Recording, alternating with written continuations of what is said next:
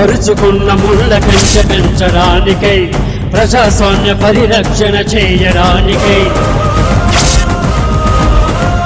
అవినీతి అడ్డుగోడ కూర్చడానికై, ఆశయాల బావుటాలు పైకెగరేస్తూ దారి లేని దారుణాన చిక్కుకున్న గాంధీకి ఊపిరిని అందించే పౌరనే ఇస్తాంది. జనగలమై ఉదయించిన యువసేన, జనహితమే తన మతమై కదిలింది యువసేన.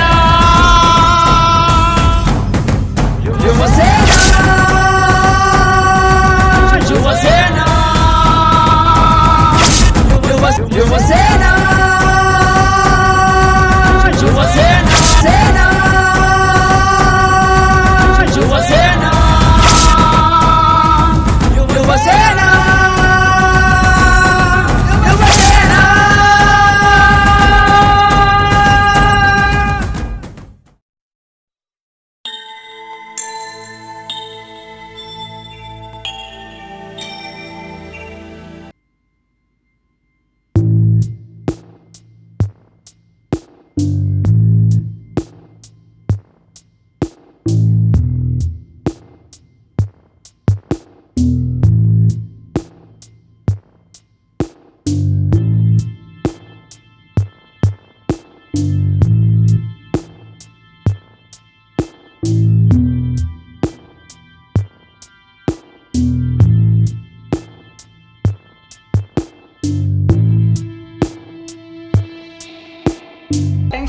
సరదాగా ఆడతా పాడతా. టెన్షన్స్ తగ్గాలండి బాబు, ఈ డాన్స్ అంతా.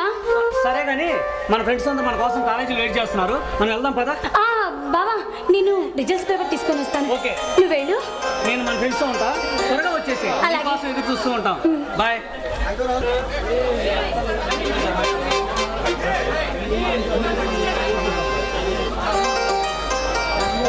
నేను అటుండాలా?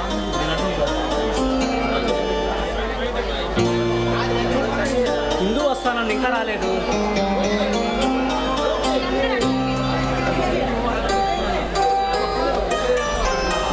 ఇందు ఇందు ఏమైంది? మరి మనందరం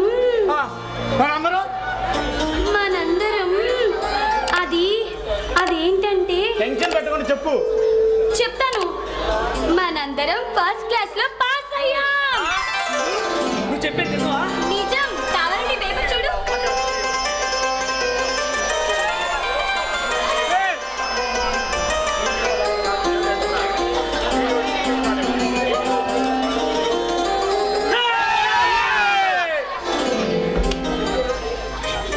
ఈ శుభ సందర్భంగా పార్టీ చేసుకోవాలి.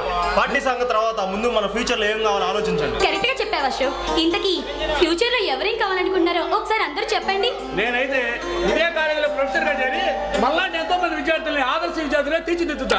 నేనైతే పోలీస్ డిపార్ట్మెంట్ లో జాబ్ సంపాదించి ప్రజలకు సేవ చేయాలనుకుంటున్నాను. మరి నేను ఏంట్రా నేను అంటున్నా, కొంప తీసి పొలిటీషియన్ అని అవుతావా ఏంటి? అయితే తప్పండి శివాజీ. నేను నిజంగానే పొలిటీషియన్ అవుతా, ఈ ప్రజలకు సేవ చేస్తా. శభాష్. ఇక నేనంటావా, నేను ఒక మంచి డాక్టర్ అయ్యి ఈ సిటీలో ఒక పెద్ద హాస్పిటల్ కట్టించి నిరుపేదలకి ఉచిత వైద్యం చేయాలనుకుంటున్నాను. మీ అందరికీ నా ఆల్ ది బెస్ట్. మరి నా గురించి అడగరా? నీ గురించి ఏముంది, నువ్వు కూడా నీ బావలాగే లేడీ డాక్టర్ అవుతావు, అంతేగా? కరెక్టే చెప్పావురా. అది సరే, ఇంతకీ ఆ పొగరపోతు మహి సంగతి ఏంటి? అదా ఏమో, ఎక్కడుందో వస్తున్నట్లుంది, శబ్దం అవుతుంది. ఆమె పొగరు కాదురా, అహంకారం. వాళ్ళన్న డబ్బు చూసుకొని అహంకారం. అదంతా తర్వాత శివాజీ. ఏదేమైనా మంచి కాలేజీలో చేసిన ప్రవర్తన అందరినీ ఎంతో మందిని బాధ పెట్టి ఉంటుంది. దానివల్ల చాలా మంది ఇబ్బంది పడి ఉంటారు.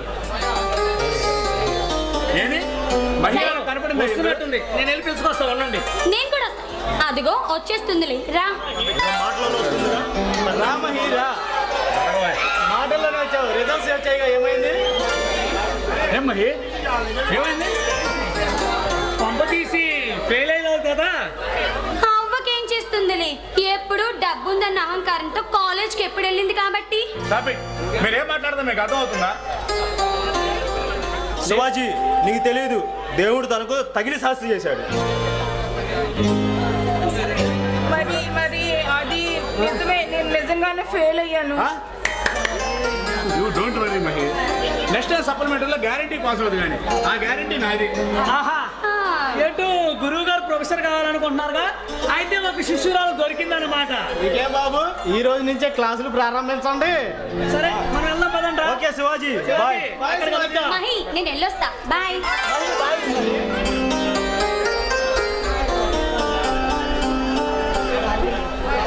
ఇంకా ఏంటి మహి, మనందరం ఫ్రెండ్స్ అని చెప్పాం కదా. లే శివాజీ, ఇన్నాళ్ళు మిమ్మల్ని అందరినీ తప్పుగా అనుకున్నాను. అబ్బా అవన్నీ వదిలే, ఈ రోజు నుంచి మనందరం ఫ్రెండ్స్. అవును, నేను ఒక విషయం అడగనా? ఏమిటో అడగండి. నువ్వెవరినైనా ప్రేమించావా అని? లేదు, ఎందుకలా అడిగారు? అదేం లేదు, వయసులో వచ్చిన తర్వాత ప్రతివారు చేసే మొట్టమొదటి పని అదే కదా అని. సరే, నేను వెళ్ళి సప్లిమెంటరీ ఫీజు కట్టి వస్తాను. Bye. Bye bye Mahi. Mahi చెప్దామని చెప్పలేకపోయాను.